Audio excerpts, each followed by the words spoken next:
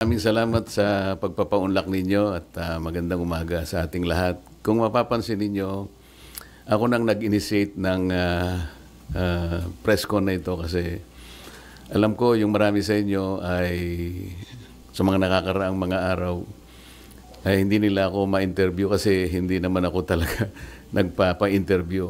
Ngunit naisip ko na parang yung narrative hindi masyadong nagiging maganda. Gusto ko linawin ang maraming bagay na may kinalaman nga dun sa very short-lived na pangunguna ko sa Blue Ribbon Committee. Halos 3 investigations lang yung ating natapos at nagkaroon na nga ng development at yun naman ay alam na ninyo. Ngayon, dahil nga dun sa mga pangyayari na yan, meron akong gustong mga issue na dapat ituwid. Gusto kong unahin yung tungkol dun sa punta nung Bryce Hernandez sa custodial investigation sa Camp Crame. Sapagkat kung alam naman ninyo, yun ay na-cite natin in contempt dahil nga sa tahasang pagsisinungaling niya, harap-harapan, ipinakikita na namin sa kanya mga dokumento, pati nga yung ginagamit niyang mga peking IDs na inisyu ng LTO. Pero ganun pa rin ang pagkakatanggi-tanggi niya. Napilitan kami na i-contempt siya at nailagay nga siya sa custody ng ating Sergeant at Arms. Kalaunan po nung ako po ay mapalitan na bilang chairman ng Blue Ribbon Committee, ay bigla nga pong hiniram yata si Bryce Hernandez ng ating House of Representatives. Ngunit nalaman ko na hindi naman siya ibinalik sa dating legal custody na dito nga sa ating Senado. Ang tinatanong ko po sa ating Senate President, naging kondisyon naman ang pagpapahiram niya yung madalian at ligtas na pagbabalik kay Bryce Hernandez pagkatapos ng hearing. So tinatanong ko lang naman po siya, bakit naman nanatili siya sa custodial center ng Camp Crame? Ang sagot po niya, alam na rin po ninyo, yun ay request ng Speaker ng House of Representatives. Na sa tingin po namin ay hindi naman yata tama sapagkat ang legal custody nga ay sa Senate. Ang sabi ko ay mukhang may sablay doon sapagkat una, yung kondisyon na ibinigay mo hindi tinupad. Pangalawa, kapag yun ay pinanatili mo sa Quezon City, sangayon na rin sa kanyang declaration, natatakot siya na pag ibinalik siya sa Senado, manganganib ang buhay niya. Parang binibigyan natin ng credence. Parang pinaniwalaan natin siya. Sa mga tweet, pagka siya'y nagsasalita rito sa Senado, parang hindi siya pinaniniwalaan. Pag nagsalita siya sa House of Representatives, tiwalang-tiwala ang kanyang sinasabi, puro totoo. Samantalang, puro kasinungalingan din naman ang kanyang sinabi. At nung kami magkaroon nga ng konting huddle nung bumaba siya sa session hall, sinabi ko sa kanya, Mr. President, dapat naman sana nakonsulta mo naman ako kung siya ay tuluyan mong ilalagak sa pangangalaga ng custodial center ng Quezon City. Bakit ko naman gagawin? Sabi niya, ako naman ang Senate President. Nakalimutan po niya na meron po tayong tuntunin sa Blue Ribbon Committee. Ito po ay nasa Article 6, Section 6, Paragraph C ng rules ng Blue Ribbon Committee. Kailangan po malaman ninyo. Ang sinasabi po ron, yung witness na cited in contempt may be ordered to be detained in such a place as may be designated by the committee alone. Meron pong option doon or with the concurrence of the Senate President. Sa mga tweed, yun lamang designated place by the committee alone, sapat na yun Kaya ko sinabi, dapat kinonsulta mo ko. Ngayon lang, sabi niya, napalitan ka na Bakit pa kita kukonsultahin? Hindi po Nung kinumit niya sa Quezon City Custodial Center, na-monitor ko sa bilyonaryo at sa ibang mga pahayagan, Inquirer, mga 2:15, 1:30 to 2:15 p.m. ang nakalagay sa mga dyaryo.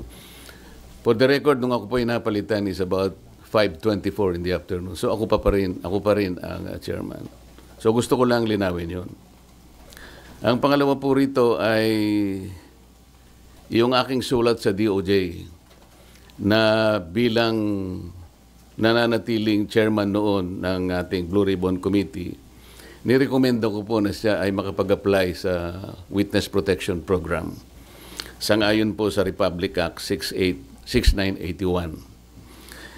Kasi po sinasabi rin po sa Section 4 na sinasabi na sa kaso ng legislative investigation in aid of legislation, yung witness po, upon his express consent, ay pwede siyang ma-admit into the program upon the recommendation of the Legislative Committee where his testimony is needed. So yun po yung aking ginawa. Ibig sabihin, lahat po ng aking ginawa na aksyon ay naaayon naman sa batas na umiiral. Provided that the recommendation is approved by the Senate President. Hindi nga po niya inapprove, kaya po yun ang tinanong ko sa kanya noong September 9 na po yata yun na nagkaroon kami ng session. O September 10 na po yata yun. Ang sabi niya, kaya hindi niya inapprove, nabasa niya yung sinabi ng SOJ na kinakailangan ng mga diskaya ibalik nila yung kanilang nakuhang hindi kanila. Yun ang magiging policy ng DOJ para sa ganon ay ma-approve yung kanyang aplikasyon under the WPP. Nagtaka nga po ako kung bakit ganon ang sinabi ng ating SOJ sapagkat linggo, isang araw bago pasimulan natin yung pangatlong investigation, nagkausap po kami. Pati yung kanyang deputy undersecretary, ang pangalan ay Jojo Cadiz. Nakausap ko yun ng mga ilang araw, siguro Biyernes hanggang Sabado. Sinasabi ko sa kanya yung maaaring merong lumabas sa mga contractors na kasangkot dito sa aming pag-iimbestiga sapagkat nagpapadala sila ng feelers na maaaring may magsabi and they will come into the open. So I was looking at the possibility of granting them provisional immunity. Ang sabi naman nung Yusek Cadiz, mabuti po kanya i-refer ko rin sa ating SOJ. Sabi ko, tama-tama yan. Hanggang sa araw nga ng linggo, nagkausap kami personal. At tahasan niyang sinabi sa akin, pwede yan, sabi niya sa akin. Alam niyo naman, si Secretary Boying Rimulya, matalik kong kaibigan yan, matagal kami nagsama sa House of Representatives. So pinanghawakan ko yung kanyang sinabi sa akin. Alam mo naman kanya, ang Senado ay kabatakan natin yan, lalong-lalo na sinusulong natin yung Whistleblowers Act. Sige kanya, panindigan natin yan.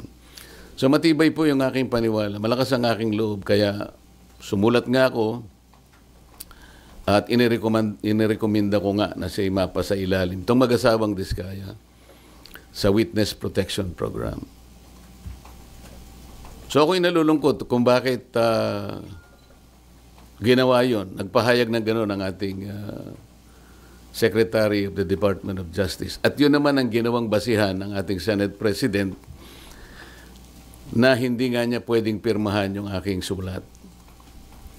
Alam po ninyo, sa tamang pagkakataon, I'm going to confront the Secretary of Justice kung bakit niya sinabi yun. Sapagkat malinaw naman po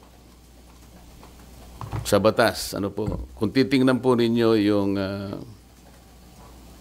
Section 3, isama na po ninyo yung Section 10 ng Republic Act 6981. Maliwanag po doon kung ano-ano ang mga requirements na kakailanganin para mapasa ilalim ng Witness Protection Program ang isang witness na nag-a-apply. Hindi po kasama doon yung restitution na kanyang binabanggit na magbabalik ka pa ng kung ano-ano sa gobyerno. Unang-una po, nasa pag-iimbestiga pa lang po tayo eh. Kanino kukunin at paano i-determine yung halaga na ibabalik ng mga diskaya kung sakasakali? Wala po sa tuntunin ng batas. Ang ilan po sa mga requirements kung bakit ka magko-qualify sa witness protection. Yun pong offense na kung saan kakailanganin ng testimony is a grave felony. Ito po kasi ay naharap nila dito kung sakasakali ay plunder. So grave po yun eh. Yung testimony po ay substantially corroborated in its material points. Sinasabi ng mga diskaya, meron po kaming dokumento eh. Dapat sana tuntunin nila. Meron po kaming mga ledger. Hindi naman nila inahanap kung nasaan ang mga ledgers. Dapat yun ang tanungin nila sa mga diskaya. Ang miyembro niya, siya o ang miyembro ng pamilya up to the second civil degree by consanguinity or affinity ay nasa threats, tinatakot. Maaari silang mamatay. Maaari silang puwersahin, takutin. Ito po yung mga requirements lang eh. At hindi siya law enforcement. Sa Section 10 sinasabi rin ang walang ibang direct evidence na maglilink sa mga iba. Kung kakailanganin mo ang kanyang testimony, isa sa requirement yun eh. Na sila they are not the most guilty. At hindi pa sila na-convict ng krimen involving moral turpitude. So makikita po ninyo rito, yung restitution na sinasabi ng Secretary of Justice, na yun naman ang pinagbasihan ng Senate President, hindi po kasama sa requirements para lang ikaw ay makapag-apply under the Witness Protection Program. Bakit po bumaligtad ang Secretary of Justice? Ngayon po sinasabi ni Senate President, nagmamadali daw po ako na mabigyan sila ng Witness Protection Program. Yun po yung sinasabi ng batas eh. Pag hiningi nila with their consent, sapagkat nanganganib ang buhay niya, hindi ka magmamadali. Ilalagay ko po ba sa kamay ko ang kaligtasan ng mag-asawa na yun? Sila po ay nagkusa, gumawa ng salaysay. At kung malalagay ang kanilang buhay sa alanganin, sa peligro, sa kamatayan, hindi ko hihintayin na dumating yun.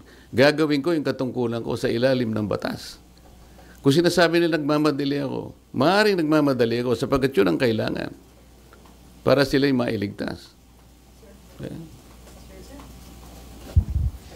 Sir, kaya nyo ba siya ini-apply sa Witness Protection Program? Sa tingin nyo ba, nagsasabi ng totoo yung mag-asawang diskaya? Kasi may mga observation na parang selective ang kanya lang pinangalanan, yung samantalang year 2016 pa, as early as 2016, nag-DDPWH projects na sila, pero parang wala siyang pinangalanan doon sa... Yung tanong mo kung pinaniwalaan ko, sinabi. Kaya that's beside the point eh. It's not for me to render judgment doon sa kanyang sworn statement. Iyon ang kanyang sworn statement. At sinabi niya roon na nanganganib po yung buhay namin dahil sa lumabas po kami na ganito. At bukod doon, bago siya gumawa ng isang sworn statement, minabuti ko para masiguro ko na talagang voluntaryo ang kanyang gagawin. Sabi ko sa emissary niya, pasulatin mo sa akin kahit na handwritten note na talagang voluntaryo niyang gagawin at kung bakit niya gagawin yon. Nasatisfy ako doon sa kanyang sulat. Kaya sabi ko, sige, sabihin niyo sa kanila, gumawa sila ng sworn statement. Hindi para sa akin na i-judge yung sworn statement. Ito will form part of the proceedings na pagdating ng araw, ito ay gagamitin po ng korte. Mahaba pong proseso ito eh. The Senate President already rendered judgment doon sa sworn statement. Dapat hindi po gano'n eh. Wala po kaming karapatan husgahan ang sworn statement ng isang taong gustong magpahayag ng kanilang saloobin. May kinalaman sa pag-iimbestiga nito. Pero sir, yung decision nyo na gawin siyang state witness... Hiningi po niya yun. At nasa batas po na kinakailangang ibigay sapagkat nanganganib nga yung buhay niya sang-ayon sa kanilang pahay. Nakikita ko rin po Sa tahanan nila, pinagbababato sila. Ano po ang Nakonsulta- gagawin ng isang chairman ng Blue Ribbon Committee? Sir, nakonsulta daw po ba yung mga miyembro ng Blue Ribbon o yun ay sariling decision nyo, sir? Paano kung kukonsultahin? Hindi ko nga alam kung maglalabas sila ng sworn statement. Nung ibigay nila sa akin yon, gabi ng linggo, nung makuha ko yung in a sealed envelope, wala na akong pagkakataon na bigyan ko ng kopya ang aking mga kasama. So dahil magsisimula ng alas 9, doon ko inihayag yung sworn statement. Hi, sir. Sir Mean po from TV5. Sir, I Yes, need to ma'am. ask this. Kasi yung sinasabi kaya daw po ang bilis ninyong inirekomenda maging state witness, nagkaayusan na. Would you want Sino to po comment? nagsabi nun? Sir, yun yung mga nag-circulating among netizens, sir, nung time na lumabas yung letter na... Sana po merong nagsabi talaga kasi mahirap mag-speculate ng ganun. Nilabas, nagmadali po ako. Ako po, sinasabi ko sa inyo ang katwiran ng dapat magmadali. Yun po yung yun po yung sinasabi ng batas. Binasi ko po sa batas lahat ang aking ginawa. At hiningi po nila at sa aking palagay po ay nanganganib nga sila sapagkat marami silang binanggit na mga pangalan at nakikita ko rin naman kung anong ginagawa ng mga tao sa kanilang sariling tahanan. Hindi po ako pwedeng magbakasakali. Ayokong ilagay sa kamay ko yung kaligtasan nila. Kung hindi ko po ginawa, ako po ang nasisi. Baka iba po ang tanong nyo sa akin ngayong umagang ito. Sir, since malinaw at matibay po pala yung sandigan kung bakit nyo ginawa ito, would you seek audience with Senator Ping as the new Blue Ribbon Chair para po makiusap or paliwanag sa kanya ba't kailangan maging state witness yung Discayas? Alam ko po, alam niya ang tuntunin ng ating mga batas. Iyon po ay sinasaalang-alang ng batas. Hindi po ako naniniwala na hindi nila alam. Babasahin lang po nila yung Republic Act 6981. Nandun po yung mga provision. Sino-sino ang pwedeng mag-apply. Ang requirements po, sila po ba ay covered ng mga requirements? Sila po ba ay pasok do sa mga requirements? Alam po nila kung papasok o hindi. Hindi ko na kailangang makipag-usap. Kung kinakailangan, bakit hindi? Ngunit, baka mamaya sinasabi nila, may pinagtatanggol na naman ako. Ang dapat po niyong mapansin ay ganito. Bakit po nila ginadjudge yung sworn statement? Wala pong sino sa amin ang pwedeng mag-judge. Not even the Senate President. Ako nga pwede akong magsabi na baka siya yung may pagkukulang ba't niya ginadjudge. Sapagkat alam ko yung mga Diskaya, kalaban ng pamangkin niya sa politika. Meron akong babanggitin sa inyo na mga ibang pangungusap na ginawa niya na kailangan po nating linawin din. Kaya ito ang dahilan kung bakit ko kayo pinatawag sa isang press con. Ito po mula sa ANC Head Start. Interview ni Ms. Karen Davila about the Blue Ribbon Chairman being a lawyer.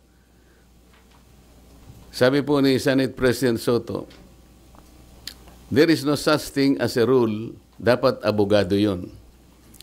Abogado ka nga, di ka naman magaling mag-imbestiga, di ba? Chuckles, nakalagay po. So useless. Unang-una po ako, wala akong in-insinuate na dapat ang chairman ay abogado. Ito lang ang in-insinuate noong isang babaeng hanggang ngayon hindi makamove on kung bakit ako nanalong senador. Alam na po ninyo yun. Pinipilit po ba nila sinabi ko ito? Hindi ko po sinabi ito. Pero sila nga po ang may pasaring rito eh. Abogado ka nga, hindi ka naman magaling mag-imbestiga, di ba? Saan po nila nakuha yun? Sino po ba yung magaling? Bakit tayo magkukumpara? Ito pa po sinabi niya, September 10, 2025, sa totoo lang, 1PH, Job Francisco, Cheeky Verhel, Cheryl Cosim, SP Soto, may suspetsa na kami na inedit yung affidavit ng Diskaya. How can the Senate President say this? What is his basis for doing this? This is a serious charge. Sino po ang nag-edit? Ako po ba pinatutungkulan niya? Sir, isa na lang from my end. Sir, yung doon lang sa Camp Crame, sabi nyo sablay na binalik doon si Bryce, pero ngayon nasa Pasay City Jail, you're okay with that, sir?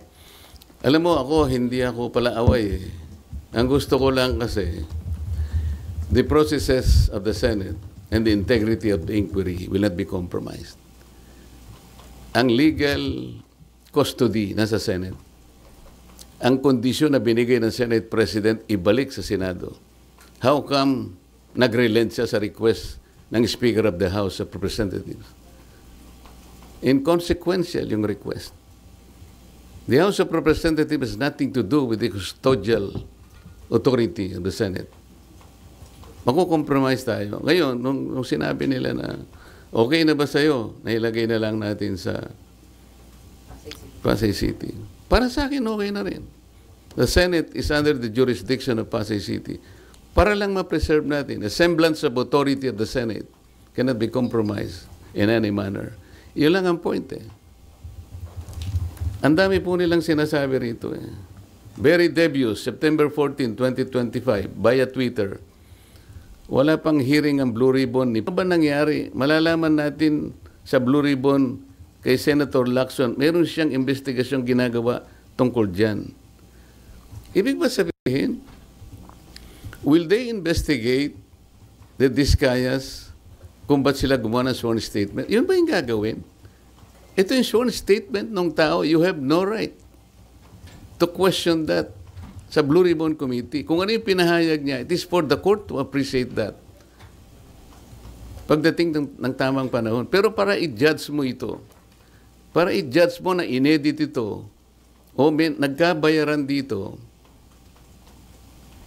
iba na po yung narrative nila. It is not good for the Senate na ganito po yung gagawin nila. Kami po, hindi ako nakikipagkumpara kung sino yung magaling. Kung sino yung gagawa ng tama, yun po yung tama, yun po yung dapat nating gawin. Kahit kailan, hindi po ako nakipagkompetensya kung pag-uusapan yung pagganap ng tungkulin bilang isang senador. So, sir, ang Blue Ribbon, wala na hong obligasyon na i-verify yung veracity ng sworn statement ng isang testigo. Kasi di ba binibet po yun bago para tanggapin or hindi? Kasi pwede magamit ang Blue Ribbon kung nagsisinungaling po yung witness. It is for the court to appreciate that. Kami po, kung ano yung binigay nila, tatanggapin po namin yun. Yun po yung risk nila. Ang usapan dyan, kaya mo ilalabas yan, yan ang totoo. Yan ay yung sarili mong, voluntaryo mong ginawa. Sila lang ang makakapagpasya nun. At pagdating po ng panahon, nakakailanganin lahat ang pag-iimbestiga niyan. Sa tamang panahon, ang korte lang pong magbe-verify niyan. Haharap sila sa korte. Ang korte po ang makapagpapatunay. In the final analysis, the court will be able to determine kung tama o hindi yung kanyang sworn statement. Marami pong paraan para yun po ay malaman natin. Pero hindi po ang Blue Ribbon, kasi po ang Blue Ribbon, kung titingnan po niyo yung tamang direksyon niya, in aid of legislation lang po ito eh. Pagdating ng araw, yan pong mga prosecutorial actions na yan, sa korte na po lahat pupunta yan. Kung makukumpleto po yung committee report, lahat po yan papunta na po sa prosecution at finally to the courts of law. Pero sir, kahit in aid of legislation, hindi ba may obligation kayo na alamin yung kung totoo lang, kumbaga yung mga sinasabi ng mga witness, di ba? Paano po namin, paano ko alamin? Sasabihin ko sa kanya, mali itong ginawa mo. Kami nga ang naging courage sa kanila para lang tulungan ng Estado, para tulungan ng gobyerno. Kung ano po yung nalalaman ninyo, kasi hindi namin lahat magagawa ito. Kaya nga mayroong witness protection program. Sa akala nyo ba, mayroong magsasabi kung sinong mga senador at sinong mga congressmen ang sangkot dito kung wala kang gagamitin under the witness protection program? Sir, So sir, paano yung in aid of legislation kung makakuha kayo ng informasyon na mali naman pala? Ang in aid of legislation po, ang tinitingnan namin, yung sum total po ng pagsasabi nila at pagdedeklara nila before the committee. Halimbawa po ngayon, para ipakita ko lang sa inyo, ano na po ang naisip naming legislative measures. Sa 3 hearings po na nagawa ng Blue Ribbon Committee, halos 14 na po na legislative measures ang aming naiisip na i-propose. Unang-una, amendment to the procurement law, Republic Act 9184 as amended by Republic Act 12009. Ano po ang gagawin doon? Yung transparency and monitoring po, lahat ng mga magre-require ng digital geotagging, drone monitoring at satellite validation, kailangan na meron na po yan. May accountability and sanctions. Merong risk management na amendment po nitong ating procurement law. Number 2, amendment of the anti-graft law. Ito po ay mag-i-include ang additional penalty, perpetual blacklisting in case of corporations or entities involved in corrupt practices or plunder. Number 3, amendment to the contractor's licensing law. Ito ng PICAB. Isasama dyan ang divestment requirement, conflict of interest, provisions, and penalties. Ito po, yan. Number 4, amendment to the witness protection law. Dito pa lang po kailangan may amendment na po Number 5, amendment to the AMLA. Nakikita po ninyo pati yung ating mga casino ginagamit na laundry areas na po yan. So mandatory na pre-award vetting ng contractors, subcontractors for government infrastructure projects exceeding 50 million. At marami pa po ito. Amendment to the Securities Regulation Code, RA 8799. Marami pong dapat na ayusin dyan. Katulad po ng mga yung Securities and Exchange Commission will require sworn ultimate beneficial owner in declaration to set up beneficial ownership verification and blah, blah, blah. Pati yung PhilJeps, allowing SEC to coordinate with DPWH and PICAB. Number 7, ito po yung False Claim Act. Ito po yung writ of quitam na pwedeng gamitin ng isang ordinaryong tao ang kanyang power na siya na mismo ang maghabla. Dahil sa nangyari po na lalong lumaki po yung problema natin sa corruption. Imagine po ninyo, panahon ni Napoles, 10 billion lang ang pinag-uusapan natin. Anong nangyari po? Naging amateur po si Napoles. Ngayon po, 100 billions na po ang kinukulimbat sa ating kabangbayan.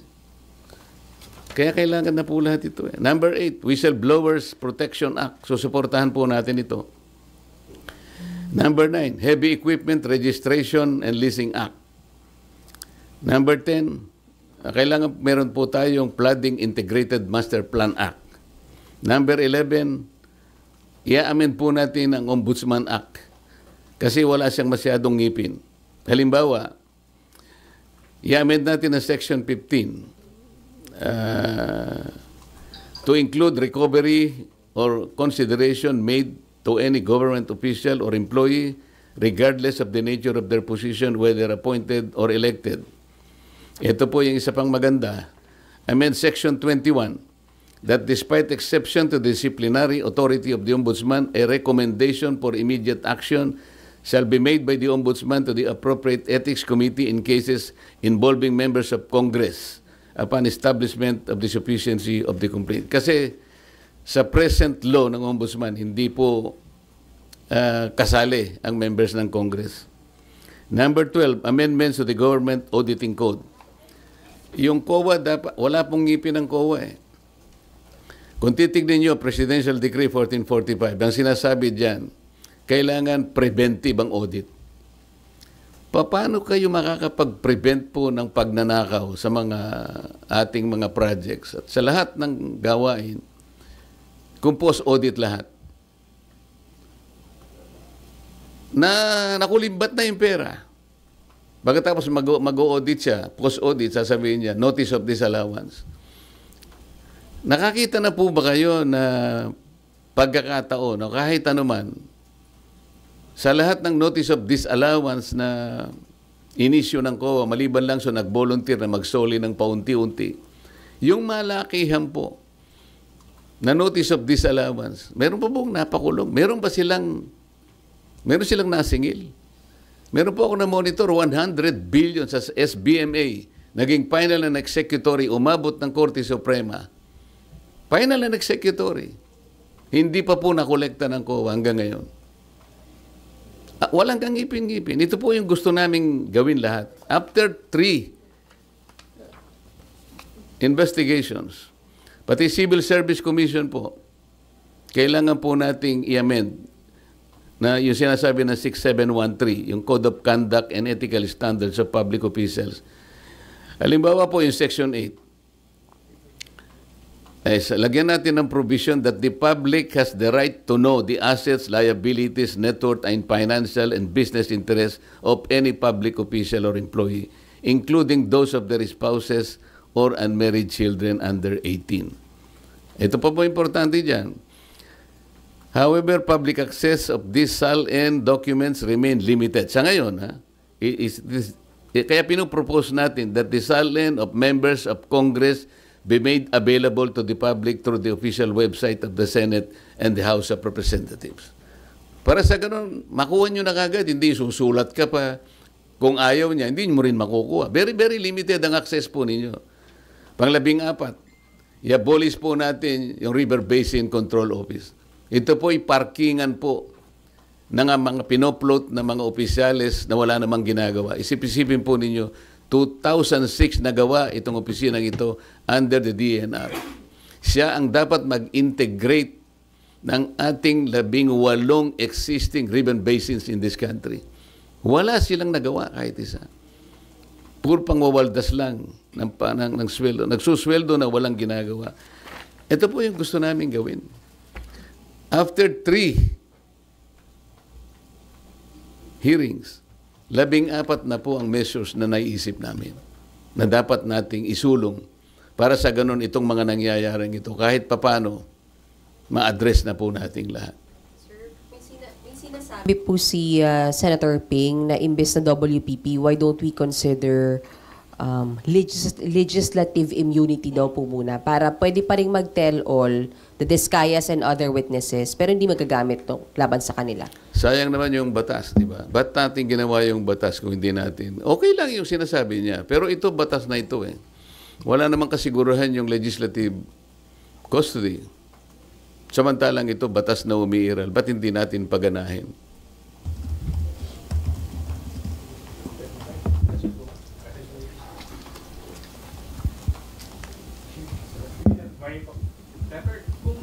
Nabanggit niyo po kanina na hindi na po saklaw ninyo trabaho yung pag-determine kung nagsasabi ng totoo o hindi yung witness. Then bakit po na contempt si Bryce Hernandez tsaka yung iba pang witness before? Nating ilang mga senador hindi nagsasabi ng totoo. Kasi yung kay Bryce Hernandez, meron kaming dokumento na binigay mismo ng Okada. Yung ipinatalo niyang pera, napakarami. Merong 14 million, merong 15 million. Tapos meron siyang ginagamit na isang ID na inisyu ng LTO. Litrato niya pero ibang pangalan. So, sinasabi namin, hindi ba ikaw ito? Ito yung ipinanalo mo, ito yung pinatalo mo eh. Wala po akong alam dyan. Hindi ko po pera yan. Kapag ako po yung naglalaro, ang nagbibigay po ng pera yung boss ko, yung Alcantara. Ito yung pambabastos na sa harap namin. Nandito na yung katwiran eh. Yung kay Diskaya, lumabas siyang mag-isa. Hindi ko anticipated kung ano yung nilalaman ng kanyang ano eh. I have no right to judge. Sabi ko nga sa inyo, pag natapos na lahat ng investigasyon, isa yun, maring iba pa ang lilitaw. Sa korte na po, gagamitin po lahat yun. And the court is the proper place para i-determine po yung veracity or otherwise nung kanyang paglalahad. Sen, so what do you make of the allegation of Bryce Hernandez na may mga senador na tumanggap din po ng kickback from the flood control projects? Ang pagkakaiba kasi, ako ayokong i-judge din yun. Ano? Ang sasabihin ko lang sa inyo, nung lumabas yung mag-asawang Diskaya, it was in response doon sa aking ipinload nung second hearing na, kayo po, tulungan nyo kami. Baka gusto nyo magsabi na ng totoo, ang may papangako namin sa inyo, merong tayong batas na maaaring mag-cover sa inyo.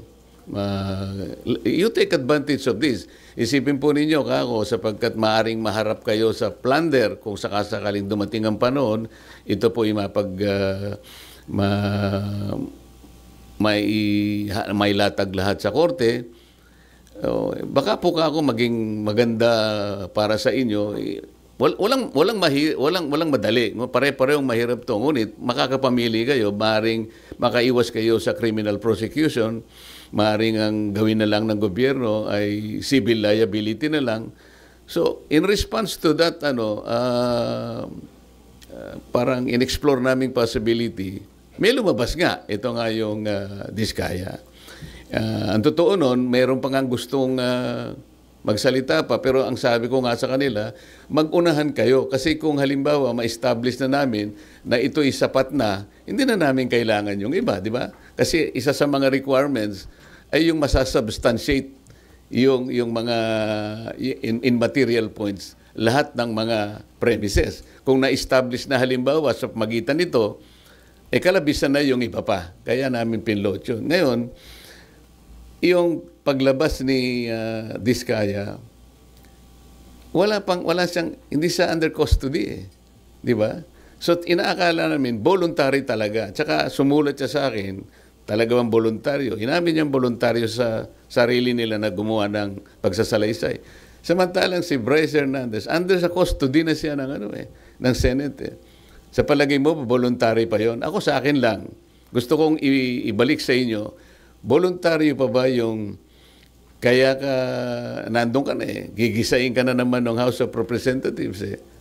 At meron nga mga nag-text sa akin na mga ibang tao na tumutulong sa ibang mga partido. Meron daw mga congressman doon na nagsabi o nagsasuggest, maglaglag ka na rin ng mga senador para hindi kayo makontempt. So, malalagay sila sa pressure eh. So kung tatanungin mo ako, palagay nyo ba kapani-paniwala? Hindi ko alam. Pero kayo ang makakapagsabi, alin ang mas magandang sworn statement? Yung hindi ka pa under custody o yung under custody ka na? Doon masasalamin mo ngayon kung alin ang mas voluntaryo. Alin ang mas totoo.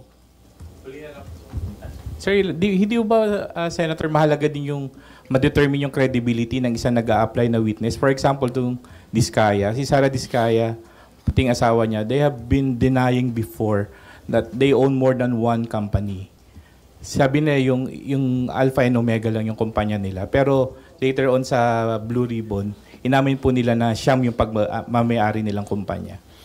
Alam mo, yun nga ang korte nang magdidetermine nun later on. Kami, nahangga lamang kami doon sa paggawa ng batas sapagkat ang aming direction is always in aid of legislation. Gusto kong malaman ninyo, there is a distinction between police investigation at saka yung investigation in aid of legislation. Ayokong magbigay ng insinuation dyan, but hindi ako marunong sa police investigation dahil hindi ako police.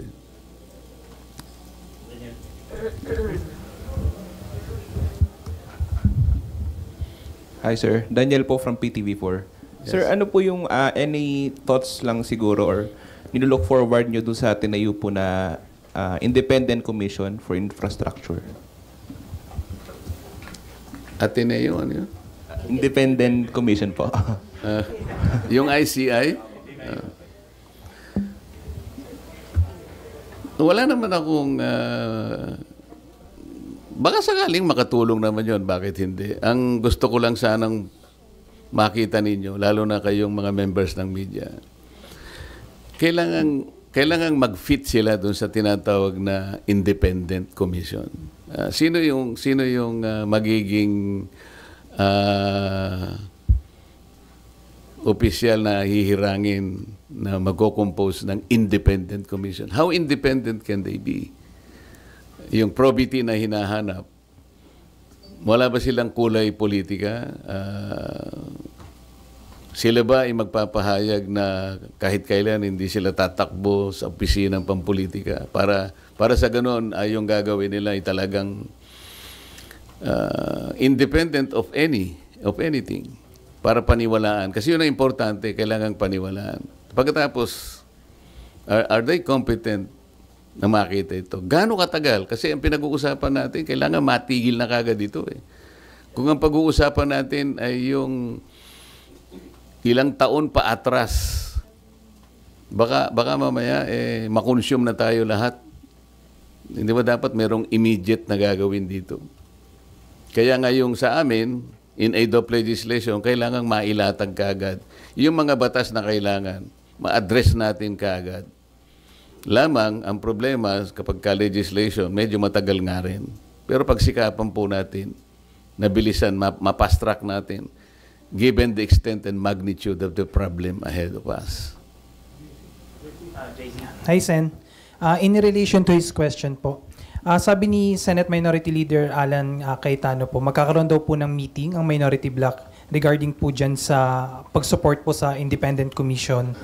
At sabi po ni Senator Alan, susuportahan lang daw po yun kung, wait lang, yung mga tinalagang miyembro ay malaya sa impluensya ng politika at malalaking negosyo. Kayo po, Sen, would you support the creation po ng independent commission for infrastructure po?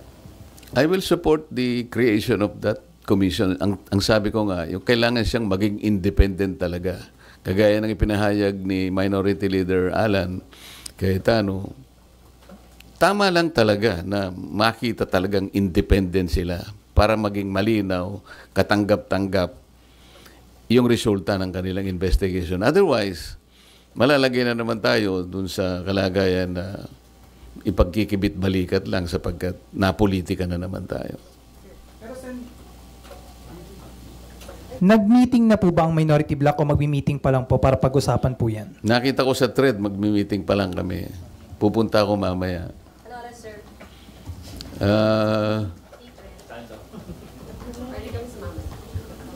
Parang lunch yata eh. Pero quick lunch lang kasi kailangan namin makabalik dahil may session, hindi ba? Sir Mav Gonzalez po, GMA. Sir, may we get your comment lang po, ibabalik na daw po sa Senate si Bryce. Ano ka, ma'am? Ibabalik na po sa Senado si Bryce. O, hindi maganda. Talaga naman dito siya dapat eh. Sir, what do you think prompted this? What do you think prompted this po? Hindi ko alam. Baka naisip nila na talagang dapat sa Senado talaga.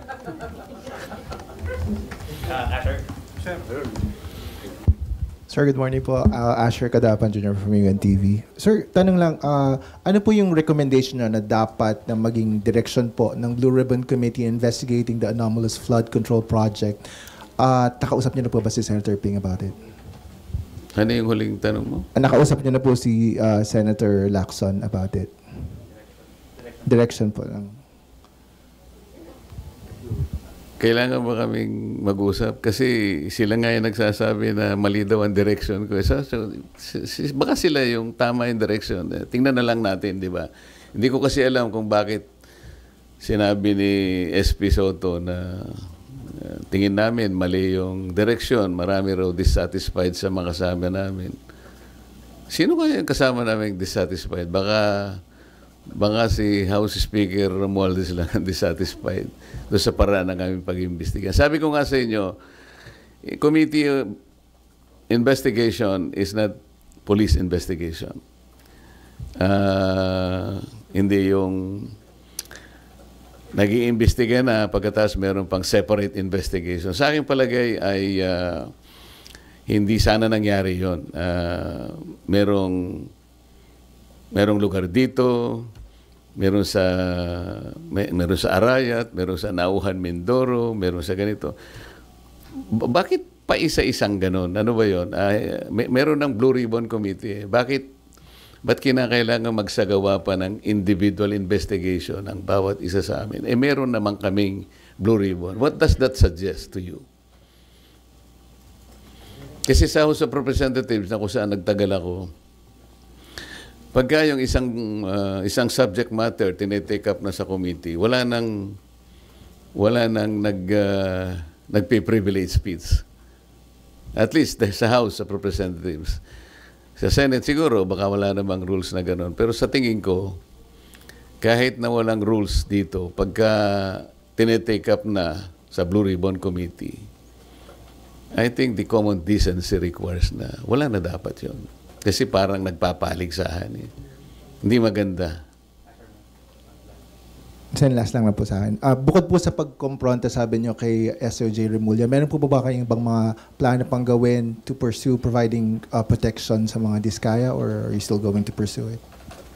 Yun lang ang alam ko kasi yun ang nasa batas lang eh. Kasi baka kung meron pa akong gagawin, sasabihin nila, kinakatigan siya o inaapoyohan.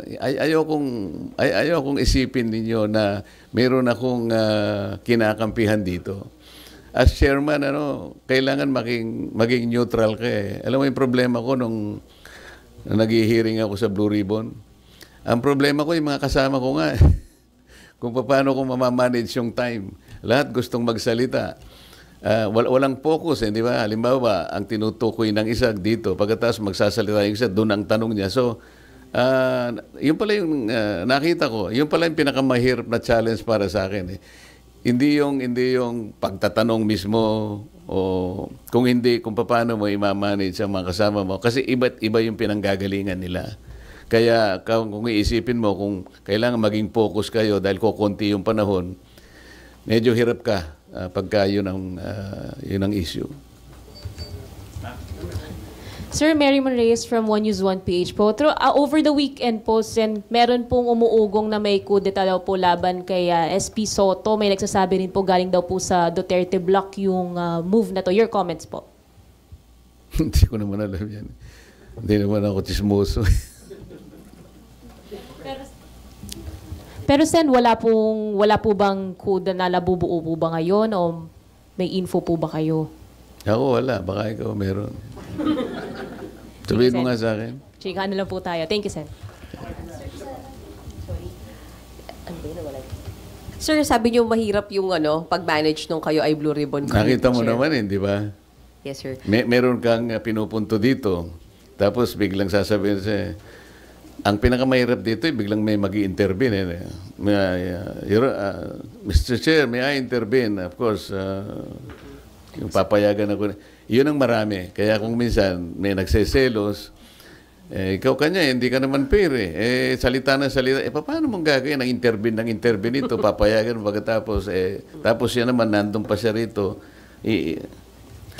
Naku, hirap ka talaga doon. So, sir, nakahinga ba kayo ng maluwag na hindi na kayo yung chair? Or would you have wanted to stay as the chairman of Blue Ribbon po? Ito yung una mong tanong, nakaluwag-luwag, talagang lumuwag.